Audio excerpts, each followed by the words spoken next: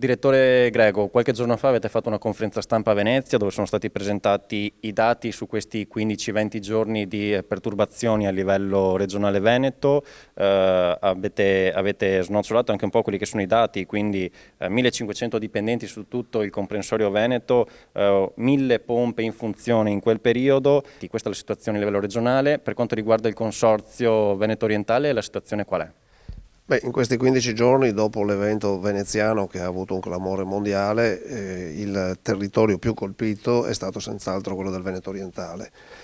I colleghi, i 10 colleghi dei consorzi hanno collaborato tutti a gestire il territorio, noi e le nostre maestranze in maniera particolare. Abbiamo avuto delle alte maree eccezionali, la prima serata del martedì 12, con trabocco dagli argini in tanti punti, soprattutto della parte est del comprensorio, che stanno a significare che tutte le nostre opere di difesa arginale, dal mare fino a 30 km dal mare dove arrivano i nostri argini, sono in condizioni di labilità. Un buon argine deve mantenere comunque un franco al minimo di 50 cm sulle massime piene, sulle onde, eccetera.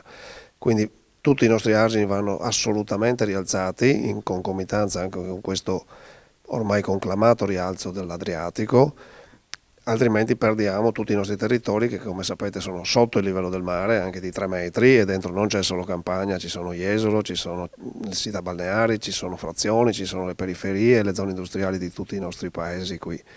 Per cui l'operazione è importante ed è intensa. Noi abbiamo già presentato un piano da 50 milioni di euro per il cosiddetto intervento VAIA.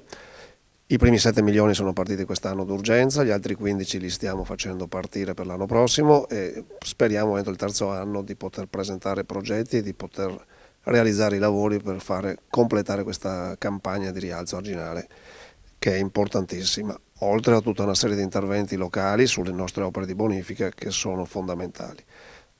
La politica e i sindaci, in particolare del territorio, che sono i primi a subire e a rappresentare le collettività che vengono danneggiate da questi fatti, devono spingere, devono aiutarci ad arrivare in porto con tutte queste iniziative. Situazione critica gestita bene dai consorzi, anche perché siete intervenuti in anticipo su quella che era la portata dei fiumi e dei canali. Dei 100 e passa millimetri che sono piovuti in 2 giorni, dopo altri 200 che sono caduti dall'inizio di novembre, hanno creato delle piene locali con grandi problemi locali poi.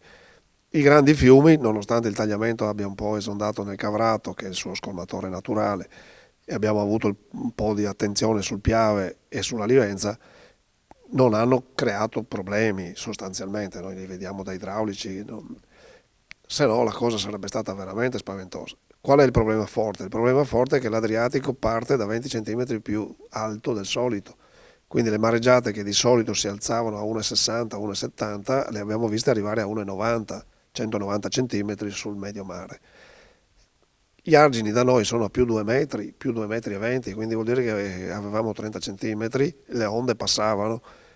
Io sono stato nel delta del Po venerdì scorso e lì sono preoccupati, l'autorità del bacino del Po è preoccupata perché ha gli argini di difesa a mare a quota 3,50 e li vuole portare a 4 metri. Noi siamo a 2,50, quindi siamo veramente in condizioni critiche. L'auspicio per il futuro è intervenire in maniera proprio strutturale su tutte queste strutture di difesa.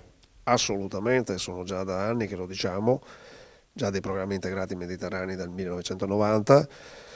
2 anni fa abbiamo fatto anche un filmato con l'aiuto dell'Università di Padova e del professor Dal Paus, che racconta quale sarà il futuro del nostro territorio se non ci mettiamo a lavorare e a fare questi interventi strutturali. È un territorio a rischio idraulico, è necessario tener conto di queste cose.